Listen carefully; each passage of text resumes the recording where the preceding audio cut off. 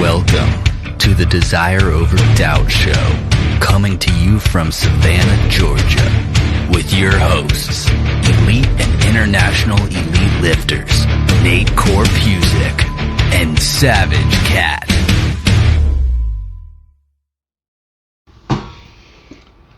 Hello everyone, and welcome to the Desire Over Doubt Show.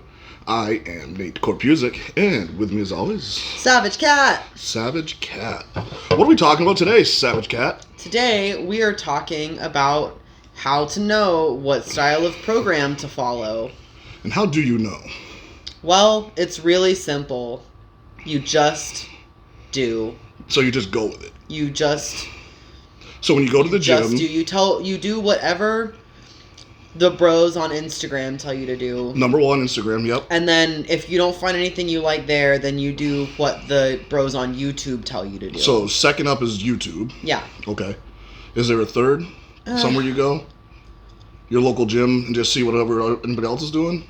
You could do that. I would do that. We jest. That's a joke, everybody. It's all in jest. But what we're talking about today is, I guess there's lots of programs out there. Like, if we were to just take the internet aspect, I suppose. Let's not talk about coaching and all that yet, but I think if we're just looking at the internet aspect, there's so much. There's an overload of information.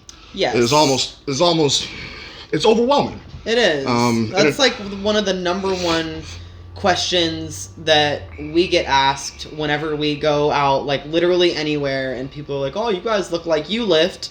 And then they're always like, what program should I do? That's like the first question that people ask. And our answer is usually it depends. It depends on who you are. How old are you? Have you ever done strength training before? Mm-hmm. What are your goals? Are they mostly aesthetic? Are you looking to build more strength? Are you looking to lose fat? Are you looking to, like, what are you trying to do here? Mm-hmm. And what factors need to be taken into consideration? I think this is a tough subject because there is so much information out there, and because there is so much information overload that you can't say to anybody, like, you should, this is what some people do that I don't approve of, is they say, you should do this program, it's the best program, it's the only program that's worth a shit, do this, and follow it, and you'll be fine. There is no, if you're, like the questions that you were just asking, that we get asked, I think somebody who wants to get a program online, or is researching different programs, or even different coaches, then they need to ask themselves those questions. They do. And I think that's the important first step. Like, you need to ask yourself that question. If you don't know, like, if you're overwhelmed by, paralysis by analysis, there's so many options out there, ask yourself those questions. Like, Who am I? How old am I? What is my actual age? What is my fitness age? Yep. What are my goals? Am I looking to primarily build strength? Or am I looking to primarily work on aesthetics? Right. Would I like to do a little bit of both? Do I have any pre-existing injuries? Sure. How many times a week do I have time to train? This is all very important. You can hear our dogs in the background. One of our dogs is barking, and we're in a completely different part of the house. We're actually not in the house at all. We're not in the house. We're in the gym. So they must be eating dinner. They're eating dinner. Apologize for the break there. I'll cut that out. So I just thought that by going out in the gym and recording, we would avoid the dogs. Yep. Like when we used to do the podcast in the past, when we had Ranger throw up on screen. But apparently you can't get away from it. Can't get away from it. So back to the topic at hand. Let's go over some of the programs that are available that we find to be, I think, more appropriate, I guess. I guess the best thing, I think we should probably focus on powerlifting because that's our niche. If there are programs for everything out there, and you can get paralysis by analysis, and even when researching stuff to coach people, because we're constantly researching, there's so much stuff out there that it is hard to kind of figure out what's good and what's not. Mm-hmm. So the big question is, how do you figure out what is good and what is not? And I guess everybody's going to start with Instagram and YouTube, and they're going to see what other people are doing. But what people have to realize is what they're seeing on Instagram is usually just the finished product of something, or the successful Very one true. Successful thing. Very true. Or it may be one little part of somebody's program, or they could be like, oh, I saw this cool exercise, I want to record it and put it on Instagram, and it's not even part of their program. Yeah, it's just a cool exercise they're doing. Or you don't know if they're sponsored by somebody, or if they're just trying to, promote a product even. They might not even use it in their program. As far as choosing a program that's good for you, my first recommendation after asking yourself all of the questions that we just talked about, who are some people that you trust and you identify with? So, like, for example, there's lots of, famous fitness people that offer challenges and offer programs and stuff for really good prices. The first person that comes to mind is Dana Lynn Bailey. Sure. Like, she does summer challenges and you can buy programs from her and stuff. If you're into that style of training, she does a lot of like hypertrophy, lots of cardio stuff, lots of interval cardio and stuff. If that is the style you're looking for, maybe go with somebody who is very trusted in that field. That's not saying that you're going to hire that person as your coach, but if you're looking for a pre-made template to follow, definitely going from somebody that you trust, that is trusted by this fitness community. Right. And there's not really a ton of risk. You don't have to shell out a bunch of money, and you already know, like, okay, this is kind of the style of training that I'm looking for. Sure.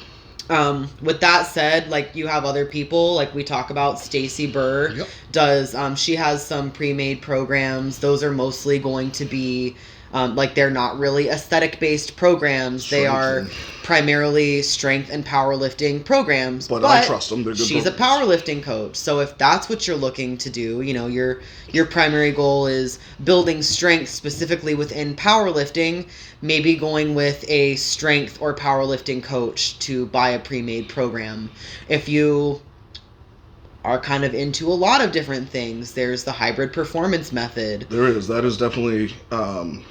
I've seen that program. It's an awesome program. I think it's an awesome program. I do think that it's a little bit more intense than a lot of the other programs that are out there. Definitely as far more as intense, yeah. So if you're a beginner, maybe you got to really want it, because it is pretty intense. It's a good program though, and it sounds like we're trying to sell other people's programs, but we don't offer that yet. We will be offering it. So if our coaching style is something that people like, you will be able to get that from us soon. Absolutely. And that'll just be all available on the website. Then you have lots of other people, coaches, trainers that offer things that are more like aesthetic based. Yes. There's a lot of that. Lots of that, and I mean, really, these things are just depending on, again, who you are and what your goals are is what you're going to choose.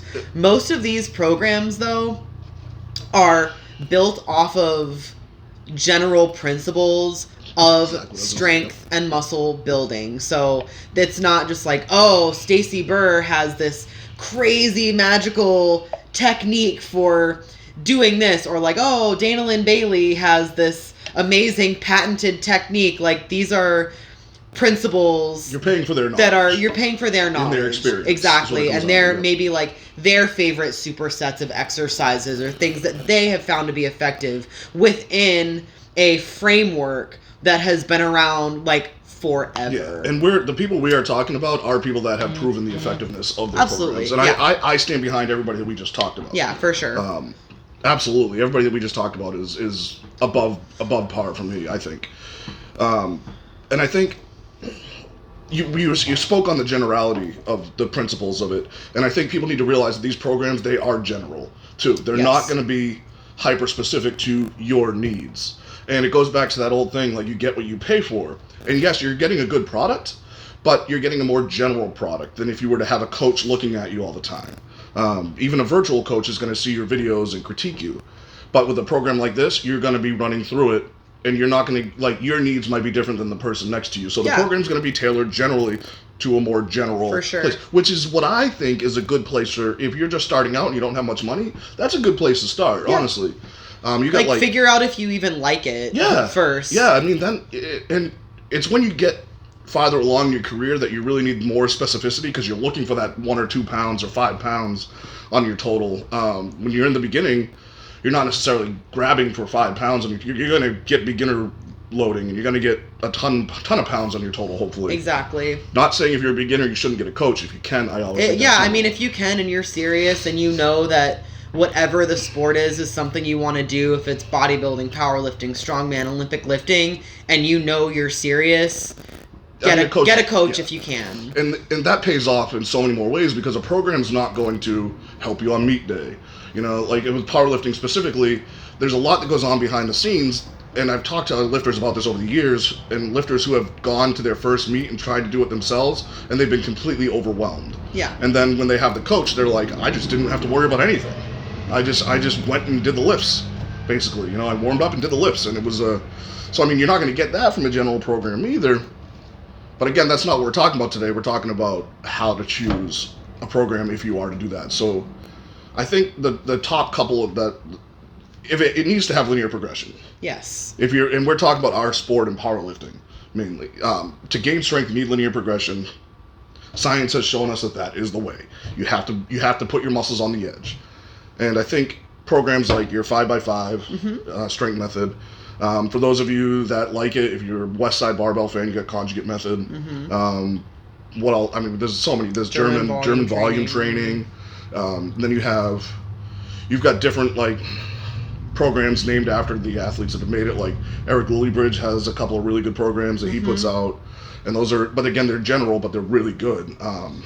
He was my coach for a while, and even his programs that you buy they'll beat your ass, and they really will, and I love it. So I mean, if you so what's the advantage to like the 5x5 program? Like, well, you can generally doing something like that. You may start week 1 doing a 5x5 with a little bit of weight, and then the next week you're going to be able to add a little bit more weight for the same rep range, exactly, but it's going to be more volume, obviously, because you've increased the weight, even if it's just a little bit, and you continue doing that over and over again until you're lifting a lot more weight for the 5x5, at which point... there's your linear progression. Exactly, there's your linear progression, there's your progressive overload. At that point, your rep range is usually going to change. Usually 5x5s aren't just 5x5s. They may be a 5x5 for a first block or 2 blocks, and then it may be something more like a 5-3-1 or a 3-2-1. And those are actually completely separate programs in themselves. They are, but very commonly you will see them put together, especially if you're buying a pre-made program that's like a 12 or 16 week protocol. Yeah, definitely. Those first like 4 to 6 weeks, if it's a general strength program, it may be a 5x5. As you get closer to that peaking phase, the rep ranges usually start to dwindle a little bit as the weights go up. So this is what we're talking about with, you know, you could buy a program from Stacy Burr or a program from Eric Lillybridge, and they could both use a 5x5. They just have their own. They have their own way of doing it. They may have their own time frames for doing it. The accessories that they're choosing to put in these programs are going to be different based on their own experiences. So that's what we're talking about when it comes to, okay, like all of these programs that are more general and written by specific coaches and athletes use general principles like your 5x5. And there's nothing wrong that with are universally proven to work. The wheel has already been invented. Exactly. So why reinvent the wheel? Because if you come up with it, it's probably been done already. No kidding. And I mean, it really is like, even the 5, like I'm a big fan of 5x5, and like you just said, and then cruising into the 5-3-1. Yeah. That is one of my favorite super setups. effective. Super effective. And I've taken that sometimes, and I've gone like 5x5, even just for 2 or 3 weeks, and then gone to 5-3-2-1. And I really like 5-3-2-1. 5-3-2-1 2-3-5 on the other end. It's a really big stack. It's a pyramid. It's like a Ricky Dale crane. It's a Ricky Dale crane. Yeah, exactly. And that's where that comes from. The Maniac protocol. Yep. So if you guys want to try a real awesome workout, Google the Maniac protocol by Ricky Dale Crane, or go to cranemuscleworld.com. I seriously doubt that website. You don't think that website's still there? In existence. I bet it is. I mean, it's a website, so it had to be up. We have a Ricky Dale Crane flag in our just gym, looking at it. And it's 100% polyester and totally flammable. You guys should definitely Google Ricky Dale Crane. He's awesome. One of the smaller lifters that lifted the most weight But that protocol, the Maniac protocol, is another example of a program that uses the 5-3-1-1-3-5 or 5-3-2-1-2-3-5. He just made it. He took the 5-3-1 and made it insane. And then at a certain point, it becomes a 3-2-1-2-3. Jeez, it does. It becomes awesome. So he made that for the deadlift protocol, and our dumbasses decided to do it for all three. Yeah. Bench, squat, and deadlift. We're probably confusing you guys even more by talking about all this stuff. I hope not. Please don't. If you ask questions, like hit us up with questions. We'll be happy to point you in the right direction. Yeah. But I guess the takeaway is the wheel's been invented. You need to find what you're comfortable with. Do your research on the people that wrote the program. Yes. And the programs that we listed, like, all right, let's just put them out there so it's not confusing. 5x5, 5-3-1, the Maniac protocol, conjugate method. There's the Kabuki strength now, Kabuki strength method and all that. Look at those. Those are programs that I would actually endorse. And the people that I would endorse are the people we talked about. For sure. Your Stacey Burr, Dana Lynn Bailey, if that's your sort of thing. Hybrid Performance Method is Steffi Cohn and Hayden Bowe. If that's your sort of thing. That's bodybuilding, it's Olympic like lifting, and powerlifting. Yeah. And they have different programs based on how many of those things you want to work on. So that's the biggest thing when it comes to choosing a program. Like, what program should I do? What are you looking to do as an athlete? Right. And that, if you can define that, then that's going to help you choose a program. As far as paralysis by analysis, this person has a strength program, and this person has a strength program. Just fucking pick one and do it. Just for 12 weeks or however long it is. Just do it. Just pick one and do it. If you like it, great. Run it through another cycle. If don't like it, not great, buy another one or learn from that. And do figure out what worked for you and what didn't work for you. Yeah. And maybe adapt it on your own. Or maybe it's time to get a coach at that taking point. that first step is, what do you want to do as an athlete? What are your main goals? Yeah. And who do you trust? Who do you trust? Yep. And man, you can go down the rabbit hole pretty quick with this. Like I said, you start running into, there's a lot of people who will just take your money out there. And I guess, how do you identify those people? And that's tough. It's really tough to identify those people. But if you start looking at things like, well, okay, if they're a power lifter, have they competed? Have they coached other people? Same thing with bodybuilding.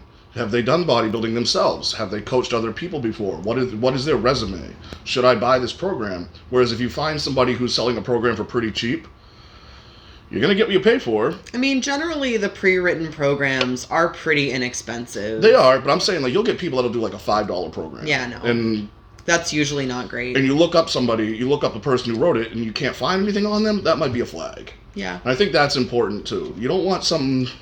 There are people out there who'll do one competition and then consider themselves the greatest coach in the world and go out and start writing programs. And you know it's true. It's true. You know it's true. Yeah. And unfortunately, that's not the basis for a good coach. You need to have a lot of cumulative experience when it comes to writing a program or being a coach.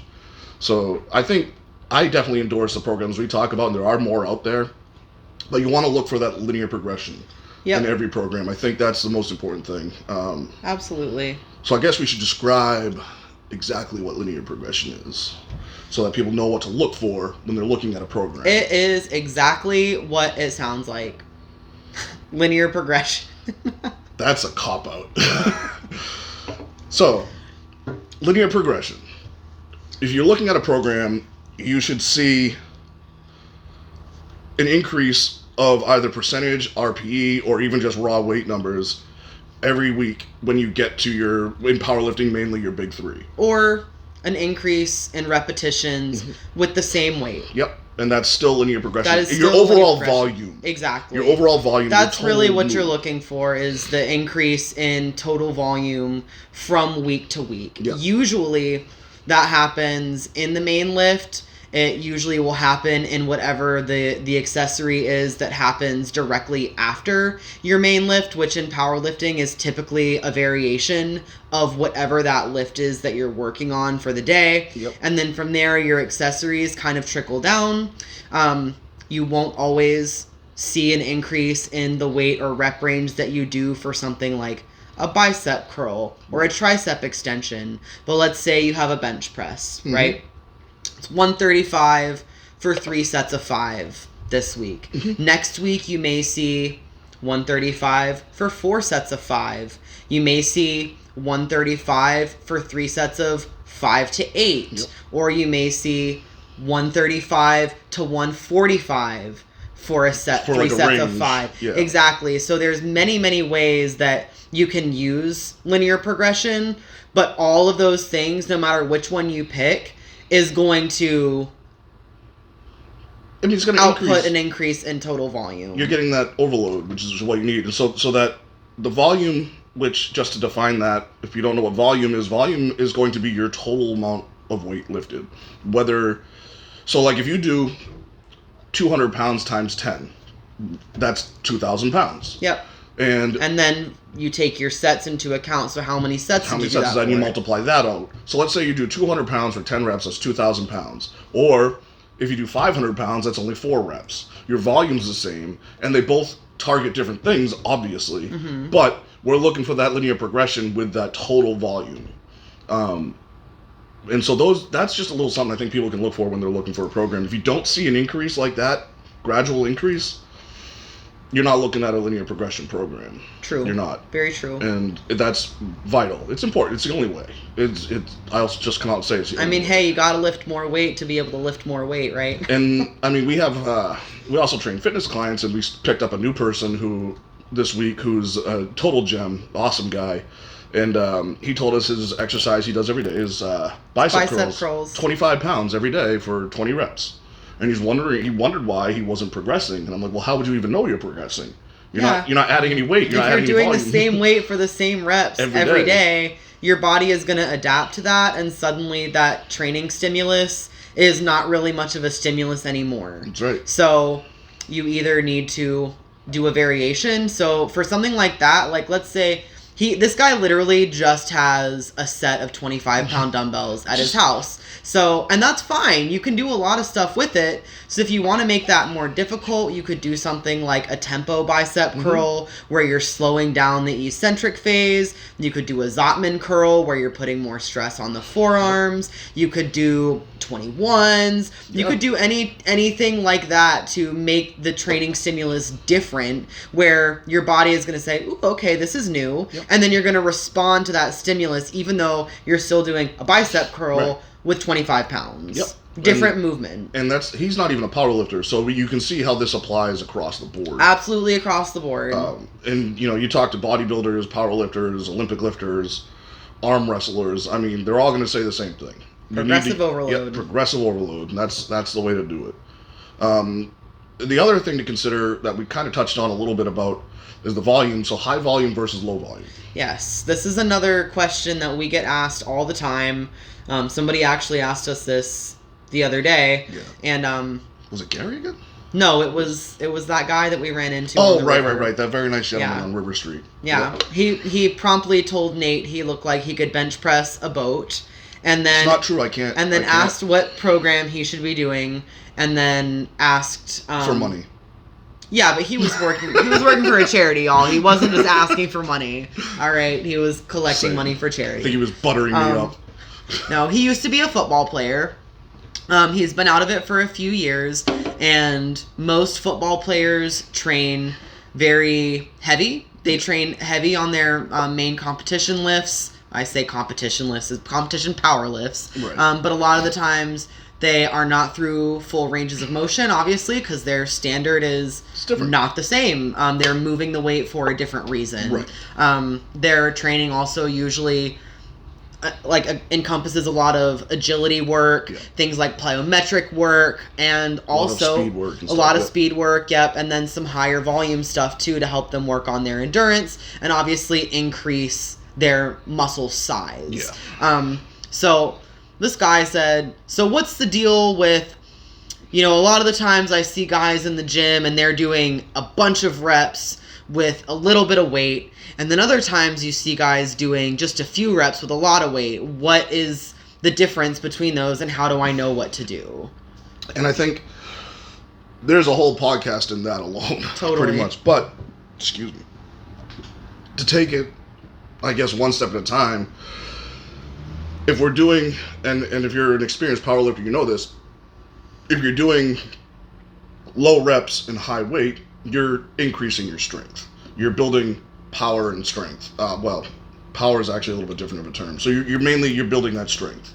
When you're doing the higher volume, you're doing hypertrophy work, you're doing that high range, then you're increasing the size of the actual cells in your body so that you can... Usually not within a strength range either. There is like a happy...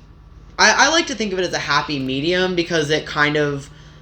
I think a lot of people overlook it where you can do strength and hypertrophy kind of at the same time. You can. It's usually a little bit higher volume, like about 80%-ish on like a competition lift. You can undulate. You can undulate. You can undulate, which is a pretty popular, but that's a little bit more, I mean, I consider that to be a little bit more of an experience program. Yeah, for sure. You're putting a lot on your body. That's not really what I'm talking about. I'm talking about like for example, my squats right now are like 3 sets of like 6 to 8 with 75 to like anywhere in that like 80% rep range. That's hypertrophy. It is. Right? And that's not really the same kind of hypertrophy as me going and doing 15 reps on a lat pull down. I'm getting stronger because of the percentage of my maximal load that I'm lifting, but the number of total reps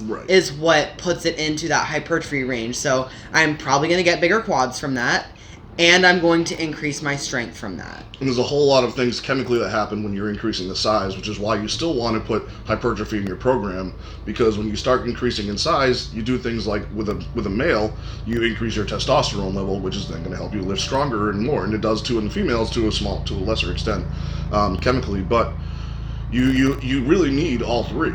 You need strength, power, size. You know, at some point, I don't like this term, mass moves mass, but at some point that's actually true. You can overcome it. And it doesn't take as much mass to move more mass, I guess is kind of my point. I hear a lot of people say, like, you definitely used to hear mass moves mass. Great. But you don't need, like, you also have to consider energy. Yeah. Energy is mass. E equals MC squared. Energy is mass. So if you can produce that energy with less mass, you're still producing the same strength in the end.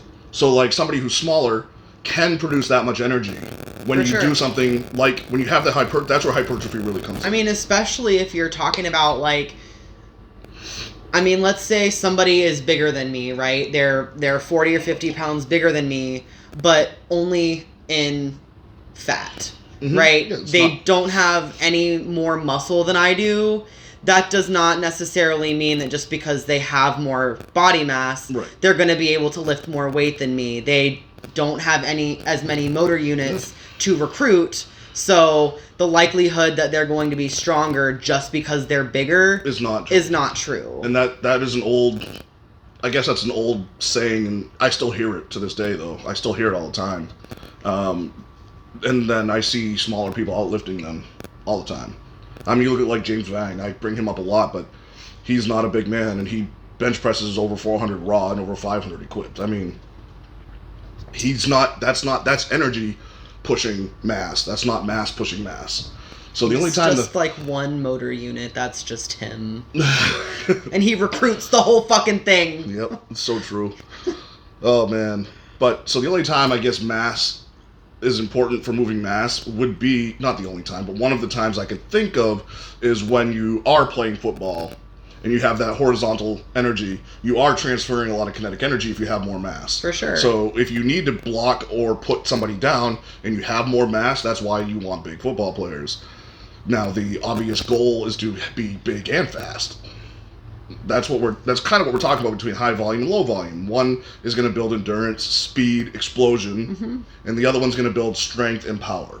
True. And I think you can't, like, no program should just be high volume or low volume or high weight, low weight.